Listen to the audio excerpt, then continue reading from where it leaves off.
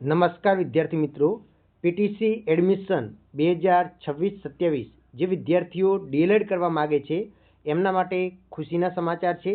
એમની હવે આતુરતાનો અંત આવી ગયો છે। ઘણા બધા વિદ્યાર્થીઓ કમેન્ટ કરતા હતા કે ભાઈ ડીએલએડના એડમિશન ક્યારે શરૂ થશે, શું એની પ્રોસેસ રહેશે, કેમ આટલા વર્ષે લેટ થયા છે, એ સંપૂર્ણ જાણકારી આ વિડીયોની અંદર તમને મળવાની છે।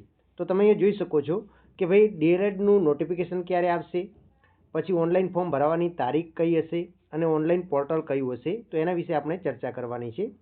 તો સૌપ્રથમ તો ડીએલએડ એડમિશન 2026-27 માટે જે પ્રાથમિક શિક્ષણ નિયામકની કચેરી છે એના દ્વારા સમાચાર પત્રોની અંદર પરવેશ જાહેરાત આપવામાં આવતી હોય છે, જે 2 દિવસની અંદર, એટલે કે માની લો કે લગભગ જોવા જઈએ તો એ 20 તારીખની આજુબાજુ તમારે નોટિફિકેશન આવી શકે છે। 20 અને 21 તારીખના ન્યૂઝપેપરની અંદર તમને એનું ઓફિશિયલ નોટિફિકેશન જોવા મળશે અને એની અંદર સંપૂર્ણ તારીખો આપેલી હશે, કઈ જગ્યાએ ફોર્મ ભરવાના છે, કઈ વેબસાઇટ છે, બધી જ માહિતી તમને ત્યાં આગળ આપેલી છે। એટલે કે હવે તમારી આતુરતાનો અંત આવી ગયો છે। હવે આ ઘણા લેટ થવાનું કારણ શું છે, તો કે આ વર્ષે જોવા જઈએ તો પીટીસીની અંદર એડમિશન લેવા માટેના વિદ્યાર્થીઓની માંગ વધારે હતી। બીજી બાજુ નવી કોલેજોની પણ મંજૂરી આપવાની હતી, તો નવી કોલેજોની મંજૂરી મળી ગઈ છે। ઘણી કોલેજોએ પોતાની કોલેજોની અંદર બેઠકોમાં વધારો કર્યો છે, એટલે ઓલ ઓવર આ બધી જ પ્રક્રિયા કરતો થોડો સમય લાગ્યો છે। અને બીજું કે અગાઉ જે પ્રવેશ પ્રક્રિયા થતી હતી એ જે તે કોલેજ દ્વારા થતી હતી, જ્યારે હવે આ વખતે ફરીથી પાછી કેન્દ્રીકૃત ઓનલાઈન પ્રવેશ પ્રક્રિયા કરવાની હોવાથી સરકાર પાસે મંજૂરી લેવાની હતી, તો એ મંજૂરી પણ મળી ગઈ છે। હવે ટૂંક સમયની અંદર પ્રાથમિક શિક્ષક નિયામક કચેરી દ્વારા નિયામકશ્રી દ્વારા ન્યૂઝપેપરની અંદર જાહેરાત આપવામાં આવશે, ઓફિશિયલ નોટિફિકેશન બહાર પડશે, એટલે 1 કે 2 દિવસની અંદર તમારે જાહેરાત આવી જશે, બરાબર। હવે ઓનલાઈન ફોર્મ ભરાવાની જે આ તારીખોની વાત કરીએ તો 22 જૂનની આજુબાજુ શરૂ થઈ જશે અને લગભગ જુલાઈ મહિનાના પ્રથમ અઠવાડિયા સુધી એ ફોર્મ ભરવાની પ્રક્રિયા ચાલશે।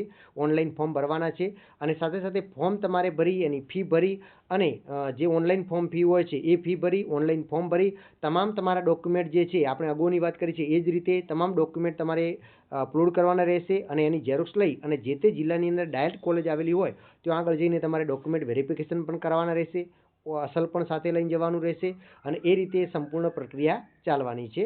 અને એના પછી જોવા જઈએ તો ધોરણ 12ના આધારે મેરિટ આધારિત તમને કોલેજોની ફાળવણી કરવામાં આવશે। તમે ઓનલાઈન કોલેજોની જે પસંદગી કરી લેશે, કોલેજોનું લિસ્ટ મળશે તમને વેબસાઇટ ઉપર અને એ કોલેજોની પસંદગીને આધારે તમે જે કોલેજની પહેલી પસંદગી કરી હશે એ પ્રમાણે તમને કોલેજ ફાળવણી કરવામાં આવશે અને કોલેજ ફાળવણી થયા પછી ફાઇનલ તમારે જે તે કોલેજની અંદર તમને એડમિશન મળી જશે। તે કોલેજની અંદર જઈ અને જો તમારે ગવર્મેન્ટ કોલેજ હોય તો ત્યાં જઈ તમારે ડોક્યુમેન્ટ જમા કરાવવાના રહેશે અને પ્રાઇવેટ કોલેજ હોય તો ત્યાં જઈને તે ફી ભરવાની હોય તો ફી ભરી અને એ રીતે સંપૂર્ણ પ્રક્રિયા થવાની છે અને લગભગ મેરિટના 3 જેટલા તબક્કા પડવાના થશે અને જ્યારે સંપૂર્ણ ઓફિશિયલ નોટિફિકેશન આવશે ત્યારે આપણી ચેનલ ઉપર સૌ પ્રથમ તમને જાણકારી આપવામાં આવશે। તો ચેનલને સબસ્ક્રાઈબ કરી નાખો અને આ વિડીયો જે પીટીસી કરવા માગે છે, ડીએલએડ કરવા માગે છે એવા વિદ્યાર્થીઓ સુધી શેર કરો।